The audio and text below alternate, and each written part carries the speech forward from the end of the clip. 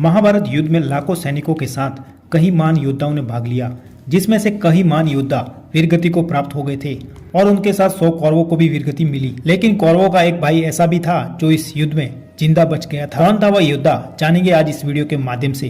तो ज्ञानवेद रतन चैनल में आप लोगों का स्वागत है। वीडियो को अंत तक जरूर देखें, साथ ही चैनल को सब्सक्राइब अवश्य करें। पौराणिक ग्रंथों के अनुसार महाभारत युद्ध धरती पर अभी तक लड़ने वाले युद्धों में सबसे भयानक था। इस युद्ध में 100 कौरवों के वध के पश्चात भी एकमात्र कौरव था जो इस युद्ध में जिंदा बच गया था। उसका नाम था युयुत्सव, जो कि धृतराष्ट्र और दासी पुत्र था। महारानी गांधारी के गर्भ से जन्म लेने वाले कुल 100 कौरवों को भीम ने अपने हाथों से ही मारा था।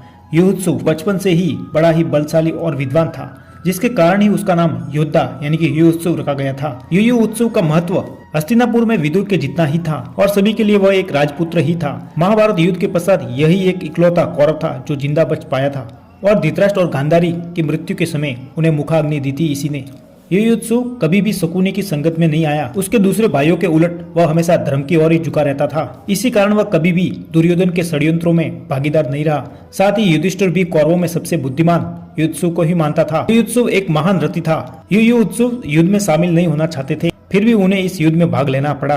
किंतु युद्ध शुरू होने से ठीक पहले युधिष्ठिर के कहने पर उसने कौरवों का पक्ष छोड़कर पांडवों का पक्ष ले लिया और पांडवों की सेना में जा मिला। युधिष्ठिर जानते थे कि इस युद्ध में कौरवों का समूल नाश हो जाएगा, इसीलिए युधिष्ठिर ने युयुत्सव को पांडवों की सेना के लिए रसद, हथियारों की रक्षा और आपूर्ति का कठिन कार्य सौंपा, जिसे युयुत्सव ने जिम्मेदारी से संभाला।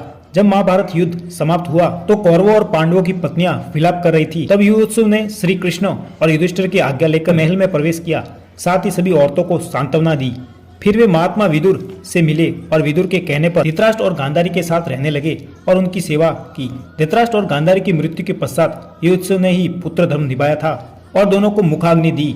और जब युधिष्ठिर हस्तिनापुर के सम्राट बने तो युयुत्सव को अपना मंत्री बनाया और 35 वर्षों तक युधिष्ठिर ने राज किया। उसके पश्चात जब पांडव स्वर्गारोहण के लिए चले गए तो अर्जुन के पौत्र परीक्षित को राजा बनाया गया और युयुत्सव को उसका संग रक्षक बनाया गया। तो मित्रों, युयुत्सव एक ऐसा कौरव था जो महाभारत युद्ध के बाद भी जीवित रहा। आशा करता हूँ हमारा वीडियो आपको अच्छा लगा होगा, तो साथ ही लाइक करें, ज्यादा से ज्यादा शेयर करें और साथ ही चैनल को सब्सक्राइब अवश्य करें।